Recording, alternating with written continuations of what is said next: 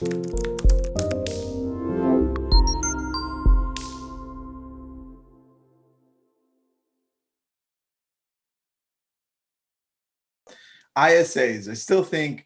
I think it's probably the hardest position to fill, only because One of them. it really takes like a special person to be able to stay in that position long term, right?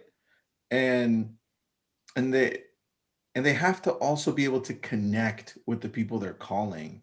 So the very first question I always get is, well, what's the problem? Like, what's the Mhm. problem here, right?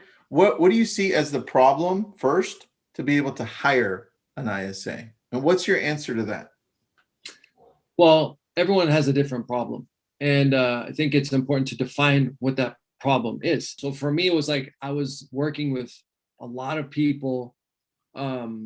I was, working from like 5 in the morning, it felt like, to like 2 o'clock in the morning, just working clients, offers, like signing listings, like all kinds of things that take up a lot of time. Mm-hmm. And my problem was time, you know, and so I needed more time. And so that was my problem that I needed to solve. But maybe you're watching this and maybe that's not your problem. Maybe you have another problem. But I think it's important to define the problem, because otherwise, like, why are you doing it? And the problem could be, it doesn't have to be a negative necessarily. Like I'd say me getting out of the time crunch was like, the time crunch was negatively impacting me, and therefore I needed to hire someone to get out of that hole. But problem could be more on an offensive kind of mindset where you want to grow, and your problem is you want to get to a certain point faster.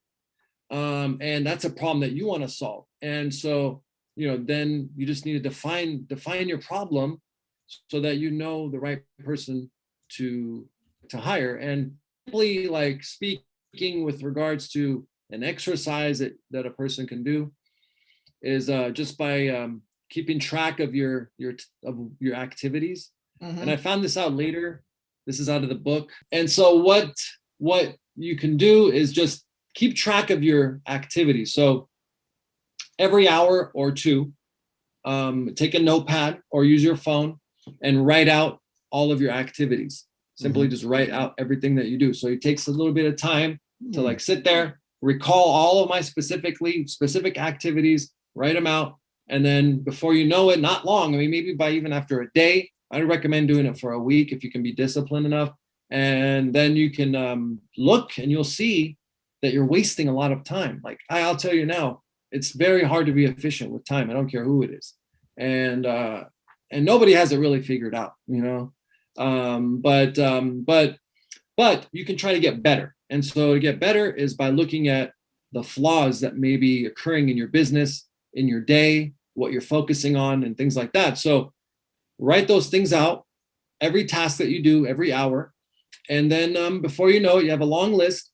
And then what I would recommend is putting it on some kind of like a Google sheet. Put it on a Google sheet, and then label the things that you do. And then you can sort them.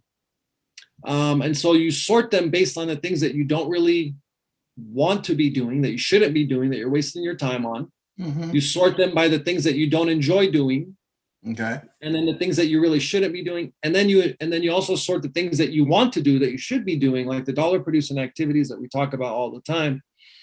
And so you throw out the things that you really shouldn't be doing, like the waste, the items that are part of your business, but that probably not something that you should focus on.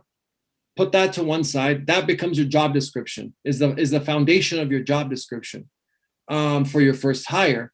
That becomes also, the ad, part of the ad that you put out, part of the, like I mentioned, the job description when you're laying out the tasks that a person has to do. And then the rest of the items become your day-to-day, right? Your things that you should be focusing on.